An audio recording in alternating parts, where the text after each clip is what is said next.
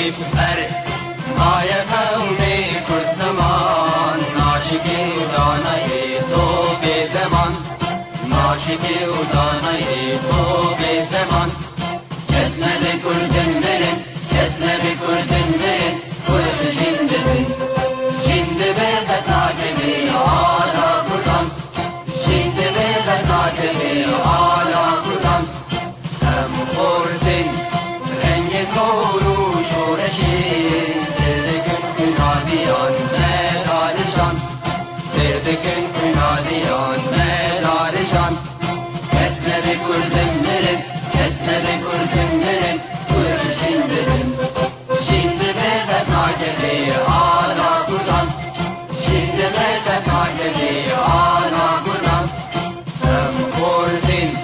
مریا و کی مصرفین دینیمان و قادیمان هر نشتمان دینیمان و قادیمان کرد و کردستان کسنه کردن مرن کسنه کردن مرن کرد جنده بین جنده به قطعه آلا کردن جنده به قطعه آلا کردن لاوی کرد را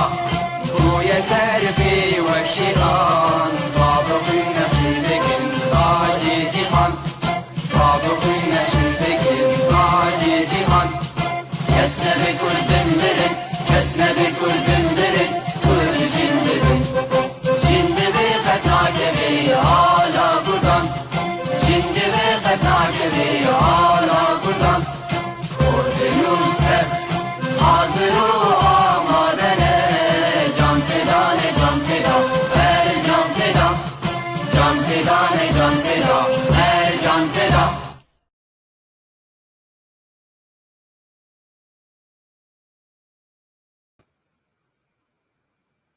بنارن هجا روش باش خلق خويا بنجامين دا إيرو بنبيسكارا مايا هجارة كجا كرد أنا السربابات نجارة الزعين دا مي ونير دمالبتا لاشتا بأخذن أدخلك جيجركا هبارما يسرى زبير بشكش كربان لما خابن روشكوي تندرسي هبو هدي دارن درباستوي بي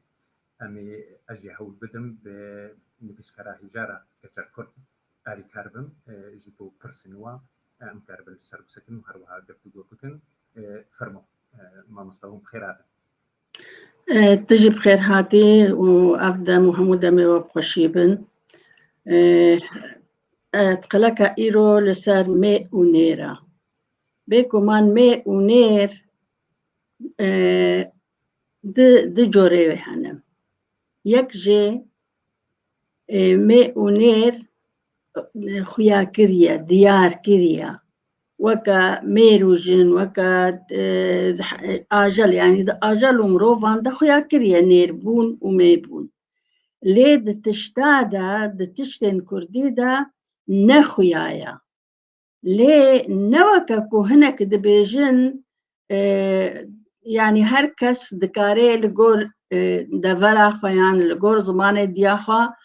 بيجي أفنيرا يان أفميا أفها نراستا ده مو زمانا ده دما زمان پیدا بویا بگو من نهینیه که هیا ام نزان چلو پیدا بویا لی بگو من وقتی گوتن کمروف دست که زمان تنه و هدی هین بویا و زمان چه کریه لی او زمان دما چه دبه نزمانی متن هر کسی لسر هن بند و دستوران چه بویا وجا از دوی حلقه خدا جوارا بدم دیاری کرن به چاوا دتشتادا من جید پرتوکا خدا پرتوکا می اونیر دا من دابش کریه لسر مالباتان يعني هر مالباتك أفمية أفنيرة وشما أفمية وشما أفنيرة من برتوكي دا نفيسان ديا في جاريجي أزي دسبيكي مالباتا لاش شروفة بكم أقردمها بدبكو أز مالباتا كديجي بيجم مالباتا لاش أمش كودي دسبيكي أمش سري مروف دسبيكن سر نيرة بري از في شروفة بكم الجور دي تنعمة من ديتكو نيربون جخورتي هاتيا ده همو تشتادا نيربون جخورتي هاتيا وميبون جي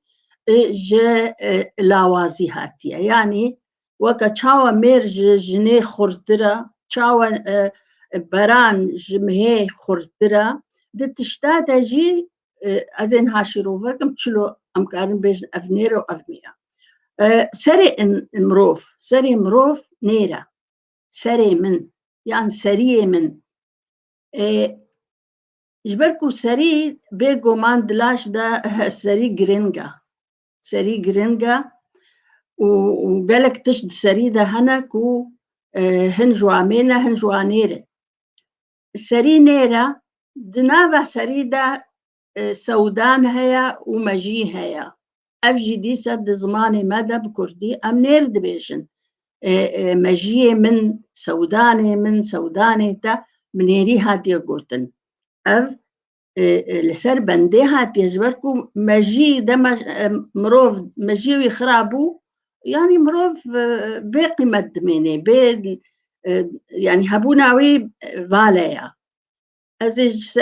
سري دا ويجا چهيا أني هيا أني مي هاتيا من ديتكو أني وسنك وبشت بحني وجوزك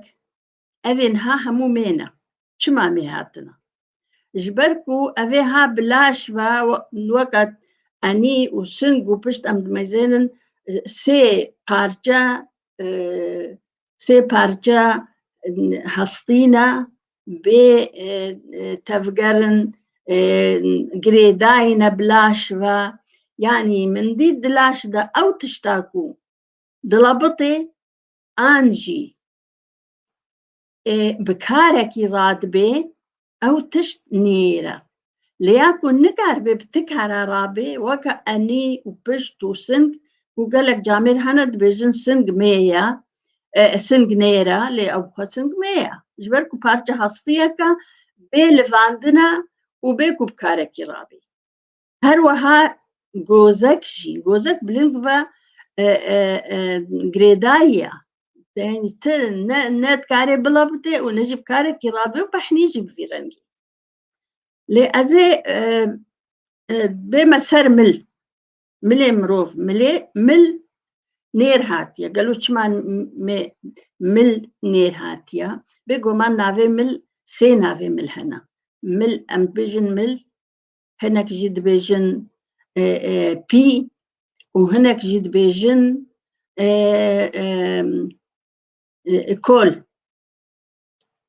كولد بيجن صورة كولد بيجن كولبر يعني أويكو تشتغل سر مليخو وكل جمع أم بيجن بعربي بيجن حمال يانجي بار هلجر صوراني بيجن كولبر أويكو غرادة سر مليخو تشتغل سر مليخو دقو هذا أو كولبر أويجا كول جمل رد بيجن كول جبركو مل دباوريا من دا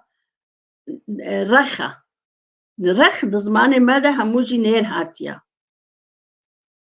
آلي نير هاتيا بجمل هردو مليلاش وبيقومان خورتيك جي هاي يعني مروفت كاري 5 كيلو تشتكي ديني سر مليخو بمل خورتياوي مل نير هاتيا بشتي مل أزي چما جعف جبركو بكاركي رادوي جعف مرو بريات جعف تبيني بريات جعف مرو تبيني لي مشغول يان سبيكات جعف يان رشكات جعف أفيها همو ميهاتنا يعني كاري خويا كريتنا يا بيقو ما نرشكو سبيكي هريكي كاركي وهاي اللي أفكاري هانا نلبر جعفي مروفي نورمال خويا ذكي مروفي دكتورة مروفي ليكولينرا أو تكاري بزاني جرشك چما هيا وچما سبيك هيا ليل برجع في ما مروفان ام نورمال ام دبين الثانية دريات جعف وكو همو ما مستلزم بله لبورینه خوازم ام ببین مشغول من او بخوجی دیچونتین اگر الگور وی بنگها و گوتی اتزانه بس بتكاري رانا بي زاني دفيت الشعب بلا بطيني دفيت الشعب بلا بطيني حتى زمان بيرا بلا بطيني الشعب بقري وفكي حتى بابي مشغول بالتاني سر شعبنا نالا بطن سكنينا زاني وبتكاري جيرانا بن يعني او كاريكو زيدا مروفي نورمال تبيني زاني هموشي بيقومان بكارك إرادة هموجي نها مولوهاتنا لي أو كاري وكانها أم بجن بجعف أم دبينن بقوه أم دنقدكن بينين إرهاتيا زاني لي أو بلكا بقوهوا مية ما كارك إرادة بتكاري رانابي زاني تنجبو اسبهيتاية أجبوكا يعني مروف بارتيوي هموجي بسادم ناچه بونا جا مثلا امی هرن اوادیتر دف نیر هاتیا بگو من دف دریا دف ده بریا زمان نیره دف نیره دران نیرن اف هر سي نیرن بس وقتا يعني يكسرت الواد بير الواد بكيتي بيني هريكي كاركي وهايا هريكي كاركي وهايا ما مستلبر هبالك ما هالبسماني ما نايف تشورو دبيجي از دبيجم كو بالدبكي هر تشتي خويا كرن بالدبكي دبيجي هر تشتي خويا كرن شاوه يعني وصا ادبين ما بستاوي اوايا دبيجي از دبيجم كو بالدبكي هر تشتي تي خويا كرن دمك تشتكي بيجي لور تريتني در اواج اوام ميري عن اوا انا شاش ما بستوي اواج برسي خدي اجي ما بسايب تمامين تناقهم بس اگر دف قرتي بيت دف بدروش تغاليت النيا يعني بكارك يراد بي دف ودهندرو دف ده دنان هنا دنان جي خوارني هورتكن كارك هيا لي او بدويكو دنان لسرن بارجكا جريداية بتشتكي رانابي يعني تشتا امبيجن بيراد بتشتا برجعف يعني يكسر تزانيكو دنان خوارني هورتكي لي بدو چتكي بدو جريداية دنان تدهاتنا چاندن لنا بتو وظيفة ولو خياكري نينا ويجا بارجة ولو هموچ كردا ميگوتنا تزاني بيگو مان بيگو مروف زانبي چما يعني نا مروفنا خودي زانينك علمك زمان دانيا زمان ولو هاتيا وراست هاتيا بيجا ببورد يعني دنان نيرا جبركو خارني هورتكي الزمان نيرا جبركو زمان جي اگر زمان بيجي كرن بفلان كسو زماني جيكن يعني نما كاري بشتغلي الزمان ودف افهردو بكاري كرابن لي قرق مية وش قرقي حتى دچه هندوري قرق وكا بوريا كيا خوارن تيرا دچه او دبيلي كاري ويك وبرچعب ام بيجن بكاري كرابوي او بخو كاري كتكتن هيا بيني ميهاتيا بشتي قرقي مرات شي سنجي من قوتيا تدي سنج مية جبركو بارجة هستيكا وقريدايا بلاش ونالبطي أفها ميهاتيا ليد هندوري سنجيدا جي هندوري سنجيدا همو مية تاني دل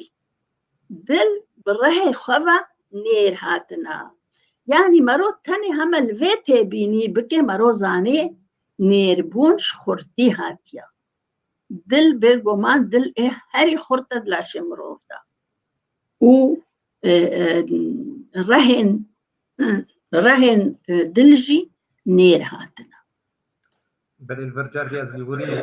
جنابي وتخازم كرمك ما مستا جاردي نايت شولو دبشي ما بس من دماكو تبين بسي بخوندنا دبكي تدوكاري بنفسيني يعني وقتي قلت توصل بنفسيني بله يعني دف بكارك يرادوي حتى نير هاتيا از ما بس عم في بيشم يعني دف نبي كارا يعني از هذا اشتغل دفهم طلبتي يعني ما قلت او تشتاكو ضلبتي وسر بخويا وضلبتي تشتكي دكي او نير هاتيا الفردي سبو يخرتي يعني او جليفي خرتنا ليف مي هاتيا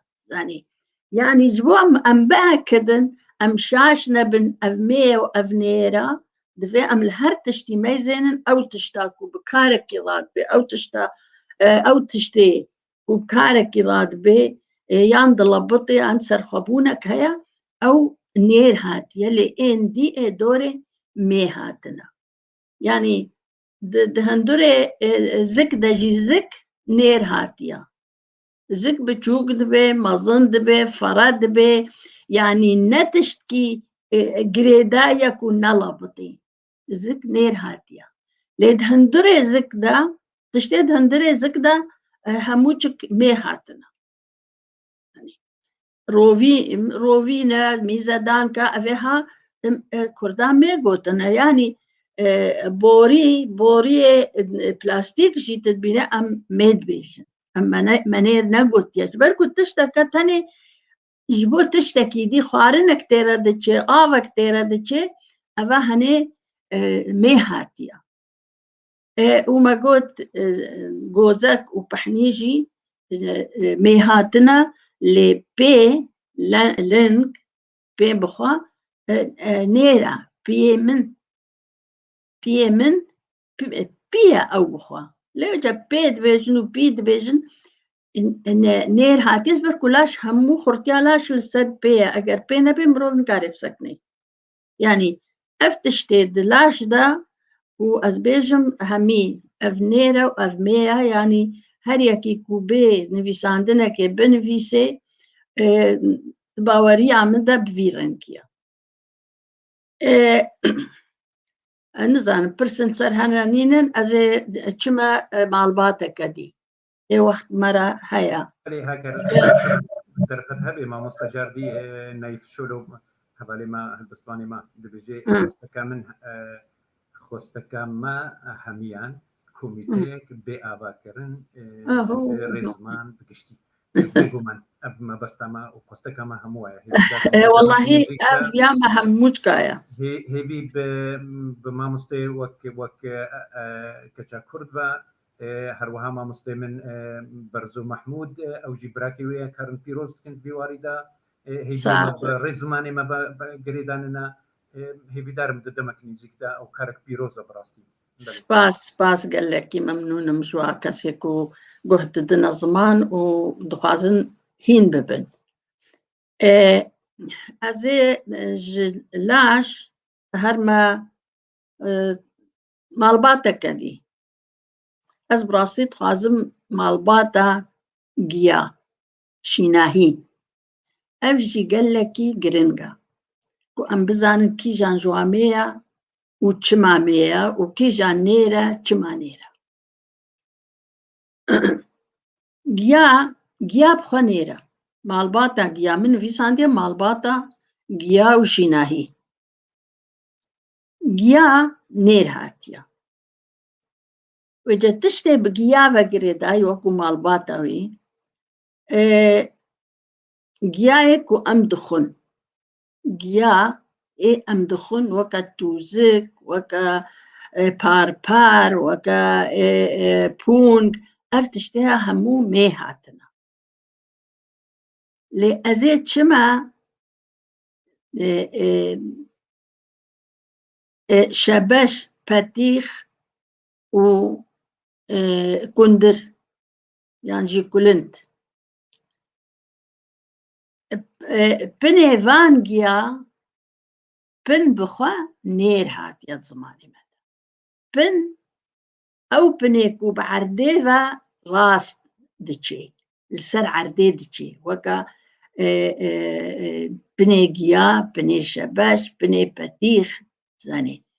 ئەڤیا هەموو بنێوا لەسەر عەردێنە خۆ بە عەردێڤە دەگرن بن نێرە و گوندرژی نێر هاتیە شەبەش نێر هاتیە پەتیخ نێر هاتیە ئەنجوور نێر هاتیە ترۆزی نێر هاتیە یعنی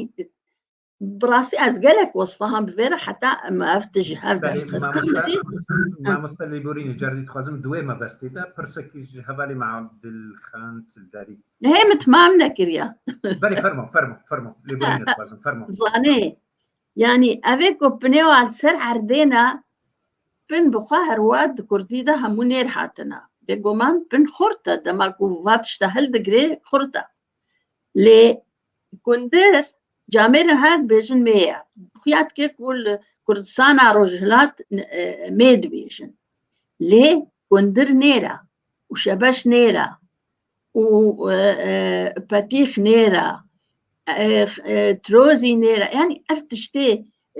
بەرێ وانە هەموو ئێک و بنێوال بە عەردێڤە چوویە هەموو چک نێر هاتنە وێجە ئەس دبێژم چما ji ber ku evê ha xurtin yani belkî hin xorta hin nifşê nû nedîtibin lê me dîtiya payîzê şebeş bin ax dikirin çilo bin ax dikirin li cihê şebeş biçekî kortek çê dikirin û bi pinê wê ve bi pin ve bin ax dikirin ew şebeş dima bi heyva dima xira nedibû zanî ev manayê xurt e zanî bi xwe û pinê xwe ve xurt e û em karin tiştê dî jî weka gundir jî wilo ye û şebeş jî wilo ye tizanî lê ew giyayê ew şîniyê ku şipê ye pinê wî şipê ye weka bacan bilind dibe ma newlo bacana sor bacana reş îsot evê henê pinê wa şipê ye evên ku pinê wa şipê hemû jî lawaz in dema ku pin hişk bû yekser bacan jî hişk dibe heta hin cara hê bacan hê pinê wê hişk nebûye jî lê bacan û demekê dimînê nerm dibe û xira dibe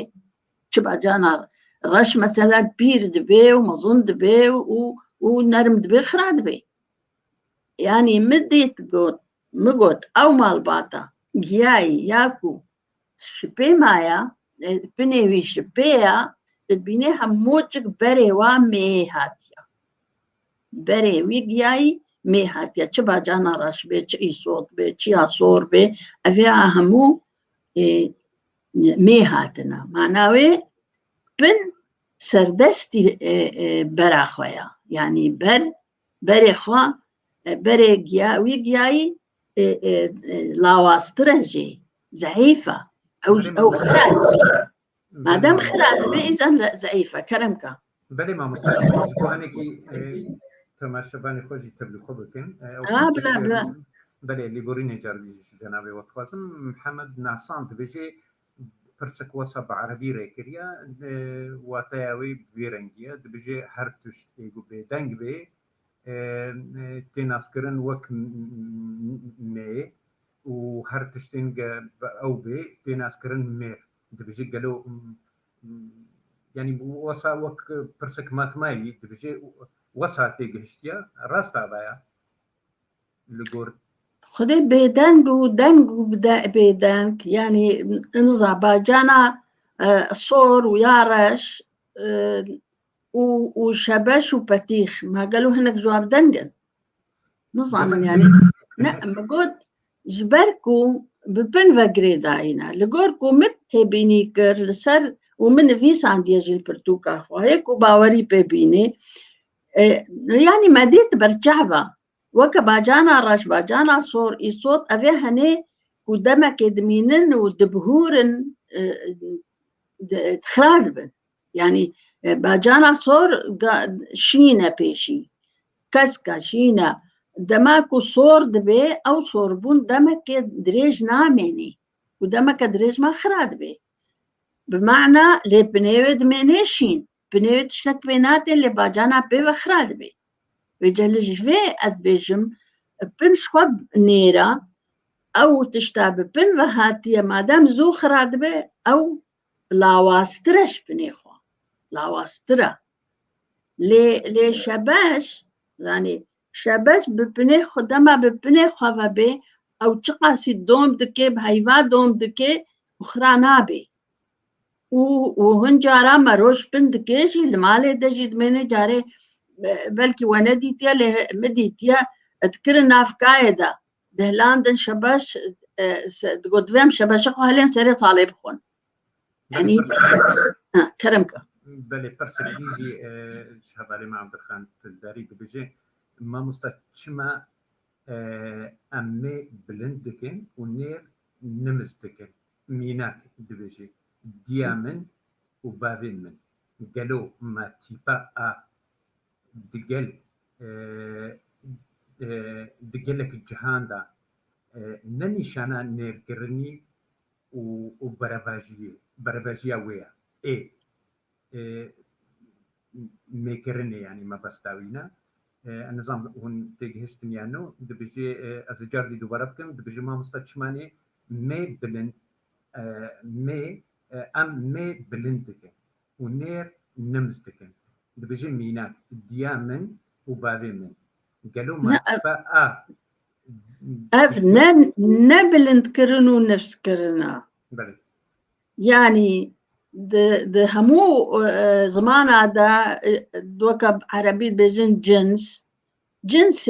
مي هيا ويه نير هيا ده زماني ما تجي مي هيا ونير هيا يعني وكب عربي مؤنث ومذكر يعني نبلند كرنا وننفس كرنا نا بس ديامن دي مي أو ديا دمكو أم إضافة ذكن يعني بتشتكي ديما جريددن بيواندي ذكن وكا ديا منا يا منا أو دي دبي كسفك دزمان دا بويا كسفك أم بجن ديا من نبلند كرونو نذكرنا بافي من أو ببافا نيربونيا وكشبشي من كراسي من أفتشتكو نيرن أو نشانة نيربونيا ويجا الفر باف نير جبرولو ما قلتيا بافي من أو وكا عربيت بجن إضافي هاف بندي يعني بفيرنكيا وجا سر أم بين سر الشيناهي ديسا يعني الشيناهي ما قلت أو شيناهي كمرو دخي بهتري وانا مينا و إيكو ببنافا جيكري دايا بني كوشبيا أو خرطرة جبريخوا يعني بري باجانا صور بزو خراد بي باجانا رش خراد بي صوت خراد بي ببن هيبن خرطجي لي برد مري أو تشتابيفا زعيف ترج لا واسترج برولو تشتا مي تشتا لاواس مي هاتيا وجا ندهمو تشتادات يعني هر مالباتك برنجك هاتيا يعني وقت ما قلت يا شباش وكندرو أبي هني نير هاتنا لي وبني واجي نيراج لي أواكو جبركو بني واب عرديفيا أو نير هاتيا أو بنيكو بلند بي وقت باجاني صورو يرشو أو تدبيني باجانو أو لاواسترنش بنيخوا زعيف هاتنا مي هاتنا يعني متقارن همو تشريد بيجن بيتر ميبون جلاوازي هاتيا وهر وكي كوب أم دزانن بيرك لاواسترج جمير خرطرة ما تشكي برجعفا يعني خرطرة جني بران خرطرة مهيب نيري خرطرة بزني يعني بفيرنجي زماني ماذا ولو هاتيا أبنيرا وبفيرنجي هنيا نزان مالباتك إيدي أم بخوين إنه بيجن أنا خلاص ما هموي خلاص كنت روجة كده. بلي أو قال لك النامج مرتين سباس شكسي مرتين دي سنة رزو حرمته سلابي ما بوا ما مست محمد قاسم حسين دبيجي بلي مش باش ذكر الناب كايدا جبو بنينه حتى سري صالح بلي كوتشاوا دبيجي ما مستا نبيسكاري ما محمد قاسم حسين دبيجي بلي مش باش ذكر الناب كايدا جبو بنينه تاني سري صالح بلي بلي جبركو خورتا بلي خورتا لباجانا رش تنكاري هليني بلي وباجانا صورشي أم نكارن ولو هلينا يعني ناف خويدا أم كنت طرشي ناخو كدي تقولوا أم بهلن خرات جردي هبالي مع عبد الخالق تلداري دبيجي دبي ما مستطيع كندر اني زمان دبيجي لدبر السورة جرد بيجن كودو واتخوا نير نشان دي انا بدنا زارافي سورادا برسجريكا ما يشخا زارافي سورادا نيرو مين تنيل جموا هموا كهفن كوري منو كتشي من دبيجن لد زارافي كورمانجي دا زارافي او بخا كورمانجي شاشام بيجن كورمانجي ما خكريا كورمانجي وصورا لي يعني ما بس ما زارافي جورين وجيرين جاميرا قلت اوسع يا درست اوا يعني تجبر بلي جيرين جورين يعني جي باكور جبركو باكوريش ما بهترن زارافي وايو ايما جيكو ام روجاواي كردستاني دنا يعني ام كان همو باكور فاجي كريدن يعني جي جير وجور بلي فرمو وجا نزع از بجم إيرو بسا برس هبن از حاضرم ما هول دا أو برسن بالكيش وصا سروان سكنين ودستو هستي تسار من هونجي ساقبن وحتى جارك هي بدارم دقل إيرو روج ما تدزقه أو نانين زرابن تبين لاتيني ده يعني ما بستامن جورين يوجيرين أزي قلوا بيجم نابي جم كرمانجي وصوراني بوي كيجي ام هون او كسن ريزمان كسن ام حاجتي وانا وهي بدارم دمك نزيك دا هون كاربن وقوتي سازيه كي زمان دزغاي كي زمان ام پیدا بكن ام كاربن خدي سازي نب منو عباد باور بك سازي تش سازي تش ببن و نسر كرتيبن اجرنا دولة هبي اجرنا حكمك هبي وكان هال باشور كردستاني يعني برلمانا وزمان سوراني كري خندني خلاص بو او يعني دبي بريجي هبو لناف باشور كردستاني يعني كوميت هبو كوري زانياري هبو لي يعني الجمع ام زماني زارافي جوري باور بك يعني ام باوري بهبناين زاني هر يك دبجا زي وك خبيجم ابا برسكريكا هر يك دبجا زي وك خبيجم لدمكو حكمك هبي حكمة دولتي هبي يعني حكمة حكومتك هبي وبيجتا أفا وتنا مكاري بس وكا نابدي حتى هندي تشينا مخابن يعني هن تشيبو نجي مانا هيا واكوميتك تشيبو يلباكور وهناك زانقواس زاخود نافوادنا دكتور وأولي باور بكت قالك تشاش دوي كوميتي دا برتو كتش بلا كرنا بشاشي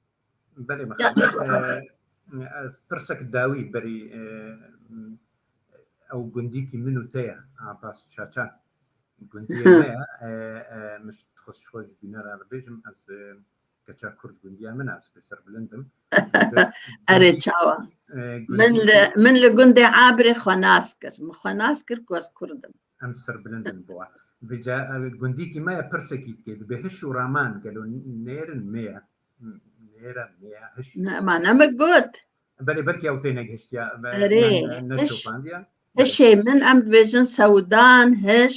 مەژی ئەوێ هەنێرن ji ber ku xurtim yani mirov bê hiş tineya bêje nêre şata xurtî tê tiştê ku me xurtî tê de dît ew tişt nêre بەێ لەبەر پرسێک داوی مامۆستا جاردی محەممەد قاسم حسێن نویسکارێمان دەبێژێ پرسێک بەعرەبی دانیا دەبێژێت چمانێ زێدەی کەسێکی بەشدار نابێت پرۆگرامێدا پۆسپۆرت زمانی کوردیدا وەسا وێ بکارن بهتر گفتوگۆ و ئەو چێ بنزانیاری ئەم کێفخۆشن چ کەسێن کە پۆسپۆر بن دیواریدا دەریێمە بەکریا و هەروەها دژم خوشکان کەچا کوردی یانی وێ کێفخۆش وێ گوهنێک تەبلیما ببن ڕێز و سلاف جاردیش و هەمووان ڕە هەگەر نظام شتێک نامەک داوی گەلوەما بێ نویسکارامە بخۆدێ ئەس بخوا yani hêvî dikim ku hinek bên em bi hevdûra ez wa em li ser mê û nêr li ser tiştî dîtir em bi hevdûra bidin bistînin bêguman li gel guhdara jî wê xweştir bane lê wa dîsa ez amade me yani ev min dixwast bi rastî ev kesê ku meselan peyva sing dibêjin mê ye kuncik dibêjin nêr e yani ser evê van tiştê ku em newek hev dibêjin newek hevî yani divê em li ser bingehekî zanistî tişta çê bikin hema ez bêjim wala diya min gotiye mê ye û devera min dibêjin mê ye an nêre divê em ne li gora devera xwe egel devereke dî niha ez em ê pişre bêjin va tişta ji ber ku gotinin hena naxwazim em dîsa wê bêjin yani li hin devera got tiştkî dibêjin û li cem me mê dibêjin ya nêr dibêjin yani di hin tiştan de mi dîtiye ku ew rastin em şaşin yani devera me wê ca paşa rojê de em ê va tişta bêjin mênin xweşiyê de ڕاوەستا پرسێک مە دی هەیە بەری تاری ئێگە دەرفەت هەبێ خوازم مامۆستا ئەز مامۆستا محەممەد قاسم ئەس بژم نامە کەچا کوردگەشت ئەم کێفخۆش بن و ئەمێ تمیژی دەری بەکرینە و کەچا کورد خۆشی ئانی زمان وێ کێفخۆش بێ گەزدەی کەسێکی ئامادە بن پۆسپۆرت دووارە زمانداش خۆمە بەستامە ئەبا گەلێکی سپاسیش بۆ نامەوە شەهناس ئۆسمان دەبێژێ بینارەکمە هێشایە دەبێژێ شەب باش دەبێژێ لێ پرساوی دەبێژێ لێ چمان مێر ژنان زووتر دمرن هەگەر ئەو قاس خۆرترن ev wêce avakirina laş de ye em nizanin wêce ev henê divê mirovê zanînê dizanin ew gerek evê tiştê bêjin bi rastî gotina wê rast e yani gelek cara me gotiye û min bi xwe dîtiye yani zilamê min berî min mir û zilamê mêrên gelek jinan dimirin û jin dimînin jin xurt e yani jin bi xwe xurt e lê ne divê pîvanê de hatiye dema dibêjin jin mê ye û mêr nêr e yani wilo divê yek ji wan mê bê ya nêr bê yani nave mesela nave yani mumkin e nêrbûn jî yani cihê mê girtiba û mê cihê nêr girtibane hum wilo hatiye bes jin rastî jî jin xurt e lê divê halê de xurt e bes karekî dema karekî rabin mêr karê rajê çwa li genim deyne ser pişta xwe lê jin nikarî mane wilo ye بەێ ez hêvidarim her hûn ji me xortir bin û serkeftîtir bin heger namek te dawî ma bê em bigin temaşevane wesa me xeleka xwe dawî bikin والله hêviya me her carê jî hêviya me ew e ku guh bidin zimanê xwe yani ziman ku diçê millet jî pê re diçê bawer bikin بلا ام گوه بدن زمانی خو یعنی او کسی کو بعربیش ترى پرسدن ویسی خوزی کاری بانا بکردی وکه دیاوید بیجی اگر دیایی کرد بی بلکی دیایی نکرد بی يعني وكا كود مالايدة وتن زماني نورمال بلا بنويسن باور بكا بزماني نورمال جي بنويسن هيدي هين دبن يعني باش دكارن بنويسن يعني لا بوه بدن زماني خواز هي في دكم وما بس امنجي افا از في خلقت بيشكيش دكم جبو ام زماني خوهنكي خورت بكن وبهلن ملاتي ما همي بزماني خو بخيني وبالنسي خاطري هذه دار جيلك سباس دستو هستي تساوبن امجي مسبان الهجا امجي دنجي خو ترلي دنجي كچا كرد دكن زمان ما الناس ناما مايا ام هذه دار مكاربن هونجي صاروخ يرو خراني خلقي مال دياسبورا كردي ما ترسيك مزن هيا لسر زاروكين ما لسر زماني ما بويكي زمان جاردي دوبارا ناسناما مايا وهبونو تنبونا مايا ام هي بدارن ونحمو الزمان خوف ودي دا كبن وتا خلقك دي بمن بخير وخوشي اي برباش